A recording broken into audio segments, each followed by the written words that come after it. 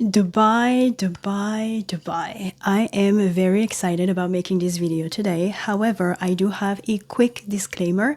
If you want to know what to do in Dubai, where to go, etc., this video is not for you. I was in Dubai for 7 days and I want to talk about how the city made me feel and what I learned about myself during that trip. So, if the topics of traveling alone as a woman, desirability, femininity, and inner work are of interest to you, then keep on watching.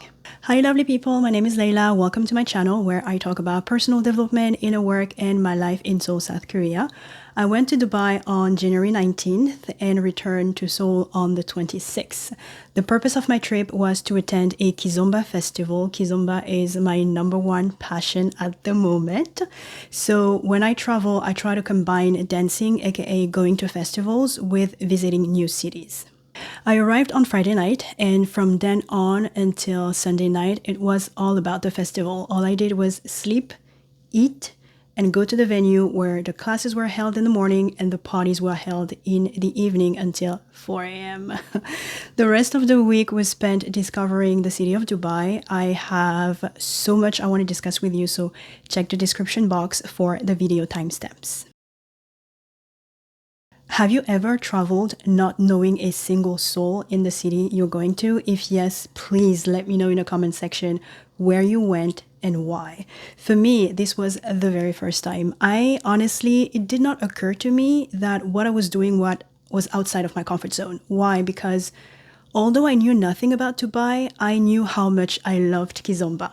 And the thought of dancing and meeting new people with whom I have this joy in common was familiar enough for me to take the leap. I kind of knew what to expect at the festival. I knew what to expect after the festival because I booked 2 tours, one on Monday and the other one on Tuesday. So in my mind, everything was going to be okay, but the joke was on me. I arrived at the hotel at 7 p.m. on Friday. The festival's first party was at 10 p.m. I showed up looking great and feeling a bit apprehensive, which is normal, right? The whole scene is intimidating. Imagine you show up to this big room, great music is playing, people are looking amazing, you are by yourself, you sit in a corner to put your shoes on, and you wait for someone to ask you to dance. My first festival was in Spain. I met a friend there and we spent the festival parties glued to each other. At the second festival in Vietnam, I went with a group of friends and we entertained each other and had a great time. Dubai was the very first time I was alone, and that first night, I swear to you, I could feel the difference. People came in groups from across the world and stuck with each other. The Dubai Kizomba community was pretty much dancing with its member, and outliers like me were left to fend for themselves. It did not help that the ratio of men and women was off. Women were standing all around, just waiting for an opportunity to dance. A man I had a quick chat with in the hotel lobby, he was there, he asked me to dance. I also danced with a couple more people, then I left early. I am not going to lie, I was disappointed, but I told myself that tomorrow, while attending the different workshops, I would meet people and in the evening dance together. I'm an introvert who does not relish small talks, okay? But I was aware of what I needed to do in order to connect with people I don't know. So on Saturday, my charming self was activated. All the workshops were back to back, so not much time for deep interaction.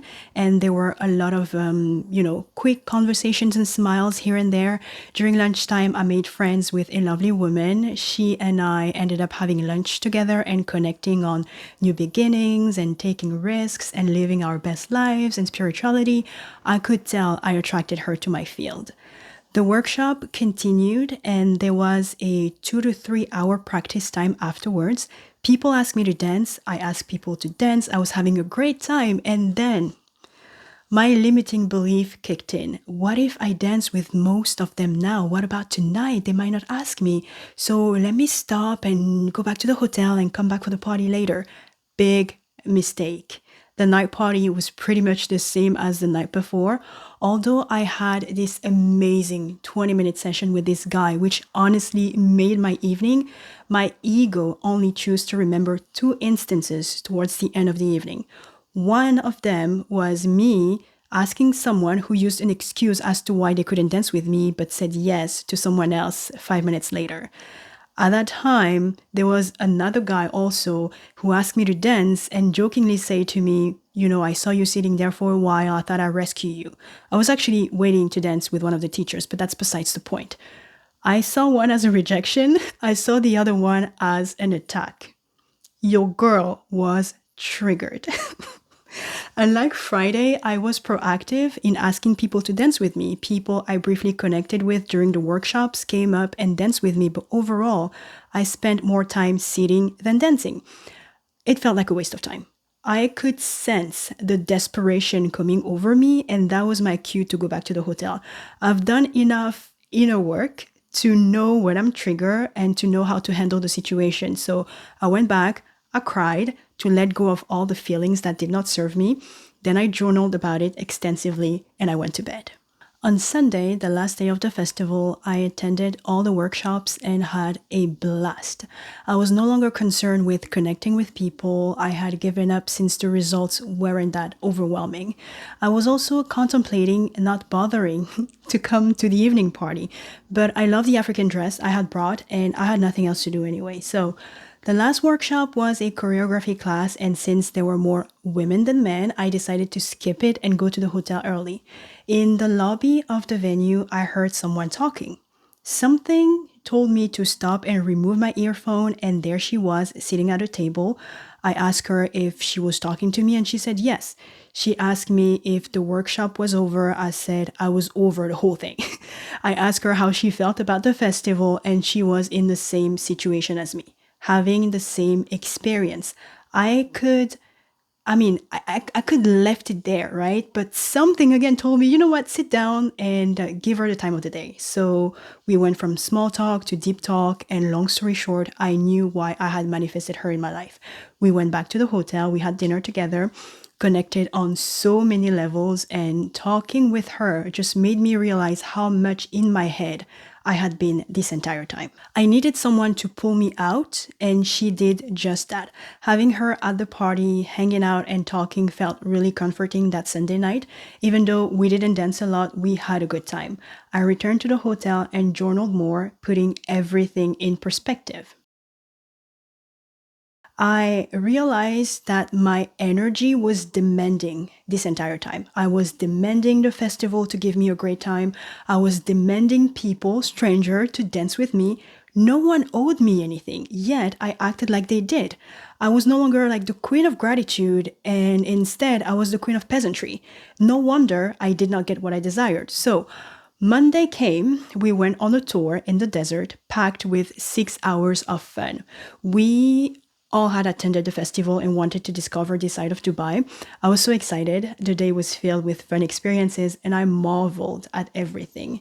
Those entitled high expectations are what caused me grief in the beginning, and I firmly believe that the gratitude I radiated the entire day on the tour is what attracted my ultimate desire, an amazing Kizomba night.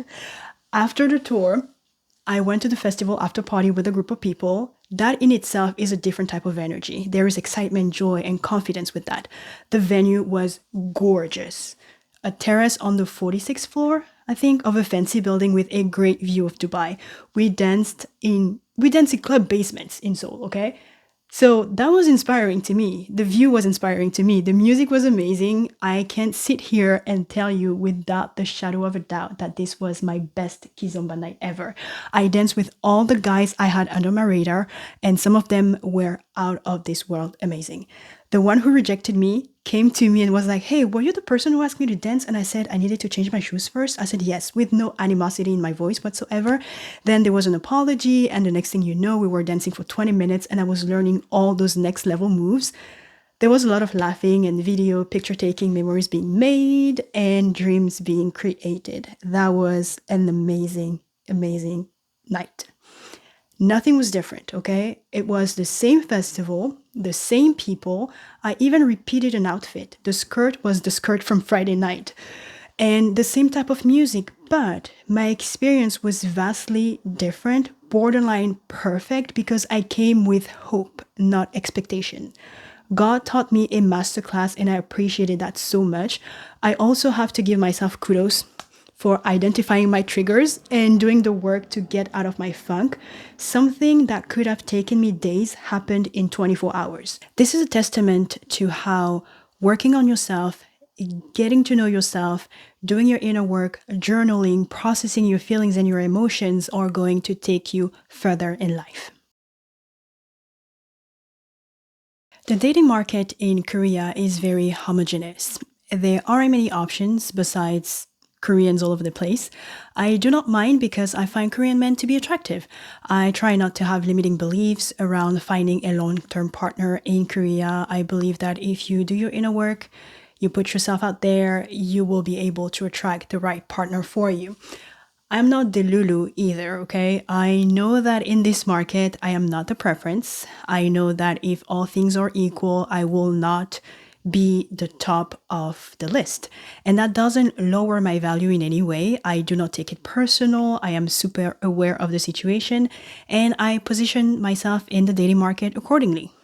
In Korea, whether you like it or not, you will eventually question your desirability. When you meet someone in real life, there is always that moment at the beginning where you wonder, would he go for me? And that has nothing to do with how great you look or how awesome your personality is. The fact is, you are probably not each other's preference to begin with because you are both used to your own kind, if I can say so. As a woman in the equation, I already made peace with that, but for him to pursue me, he has to come outside of the confine of his usual dating behavior. That is a decision only he can make. And then as a woman, you also have to be cautious and question the interest of the person. Is it because he likes you or is it because he wants to experiment? So all that mental energy can sometimes be tiring. Wouldn't it be nice to be in a place where what you want and what wants you is readily available? There's an expression from Ivory Coast that basically translates to it's spilled all over, just take what you want. You know how you have a preference when it comes to men, and that preference happens to see you as his preference as well. Seoul ripped me of that feeling, and Dubai reminded me of it in beautiful ways. And it felt good not having to question my desirability. I had a crush on this guy at the festival. When I got my 2 goodbye hugs, my question was, Layla, why aren't you living in Dubai? What I also loved about interacting with men in Dubai was the polarity of the feminine and the masculine. I felt super safe. Walking from the hotel to the festival venue late at night, the walk was a 10-minute walk, and I did it at 11 p.m., 3 a.m., 4 a.m. without any man on the street bothering me. Something about Dubai activated my feminine energy to a level I haven't experienced. Everything was just so easy. I smiled at people, they did things for me. Men cater to you with like very simple things. I went shopping in the souk, which is like the local market. I was chatting, haggling with a merchant while buying different teas, and the merchant nearby who heard my name started singing a song in Arabic with my name in it. I jokingly tell him he shouldn't flatter me like this, otherwise I'll ask for a gift. Next thing I know, I'm ushered to his section of the shop, asked to close my eyes, tell him my favorite color, and bam, I get this super cute I love Dubai pocket in my hand. I was so appreciative. The next day, I was back in the same neighborhood for more shopping when suddenly someone yelled my name. I turned around and it was him waving at me, so I waved back. That was so sweet. I also went gold jewelry shopping. I looked at like different pieces. I got my mom on video call so she could pick stuff as well. I mean, I stayed there for what I believe was like 3 hours or 4 hours without buying anything, but the gentleman was so patient. I got tea, I got fresh juice, and I almost got my promise ring from Korea, gold plated for free. I was so surprised, but thankful that he offered that to me, but the process would have taken a day and I couldn't come back, so that didn't happen. Anyway, I ended up spending money there, of course. I appreciated the care, the conversation, the gold investment advice that he gave me, the knowledge he poured into me. So appreciative. Then this other guy whom I bought all my spices and an outfit from, in the market, you're supposed to haggle. It's part of the culture. So here I was in all my feminine energy, just getting discounts left and right. And there was a point where I tell him, I want to go to the bathroom. So he walked me to the public bathroom location because I didn't know where it was. It was around 9 p.m. at this point, and it never occurred to me that this could be unsafe because at no point did I feel threatened or uncomfortable. In the end, he gave me this free huge bag of dates enrobed with chocolates because he was worried my Korean colleagues would not like the regular dates I purchased from him. I mean, how sweet. And he was right. My colleagues ended up loving the treat he selected. All of them were just simple but delightful experiences. And if you're curious to know, these men were from Iran, Syria, and Afghanistan. Dubai is the capital city of the Emirate of Dubai, which is part of the 7 Emirates that comprise the United Arab Emirates. People complain about how fake Dubai is, and I don't get it. They built a city out of nowhere. They had a lot of money. What were they supposed to do? Build something completely shabby and ugly? Of course not. They're going to opt for the best of the best, and if that makes people mad, well, so be it. I did not visit the city extensively, but I booked a tour called The New and Old Dubai, and I can tell you that what you see on social media is only a portion of the city. Some places are more local, resembling the Middle East or North Africa, and certain parts of Dubai would make you feel like you are in a utopian city. And I like the contrast available. If you want something not so fancy and affordable, there are places where you can stay. The melting pot is crazy. I believe only 11% of the population is Emirati. The rest is from all over the world, so speaking English and not knowing Arabic is perfectly fine in Dubai. I saw Dubai as the land of opportunity for everyone. You have rich people or rich entrepreneurs who want to pursue even more success, and Dubai is perfect for them. You also have people from developing countries who want to come to Dubai to make a living and send the money back home to help their families. So in a sense, Dubai is an El Dorado. Now, patronizing people, usually Europeans on the internet, are going to complain about the exploitations of workers. But those workers are part of huge communities who know exactly what is happening in Dubai, but still choose to come. No one is forcing them. The Dubai government is not going into those countries to force people to come over.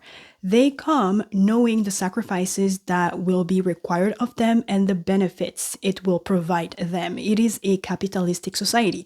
The only complaint that I can respect or complaint coming from those people themselves. If they want to complain so the government can improve their working conditions, then I am all in for it. The beautiful desert. I had experienced the desert before when I visited Chad as a kid. It's super hot in the morning, but you only drink super hot chai. Then at night, things get cold. Dubai woke up something dormant in me that reminded me of my childhood. Hearing the call for prayers, smelling the spices, the incense, and all of that. The weather was perfect, just the right amount of sunshine, dryness, and wind blowing. I believe June to September is to be avoided because it's summertime. Middle Eastern, North African food made me realize that I have tolerated Korean food this entire time. I missed the food already, and I didn't even get to indulge as much as I wanted. They also have many trendy cafes and restaurants and cuisine from around the world. Over there, luxury seems so affordable and approachable. I went to their Kizomba parties, and those people dance on fancy rooftop, fancy building with great view of the city, while I do that in basement in Seoul. Obviously, 7 days is not enough to form an opinion about an entire city, especially when 3 of those 7 days were spent locked up in a festival, but something about Dubai grabbed me, the El Dorado, the possibilities, the opportunities. I am glad God made this trip at the top of my list in 2024. Have you been to Dubai? If so, what was your experience? Let me know in the comments section. Thank you for watching. Take really good care of yourselves, and you will see me in the next video, inshallah.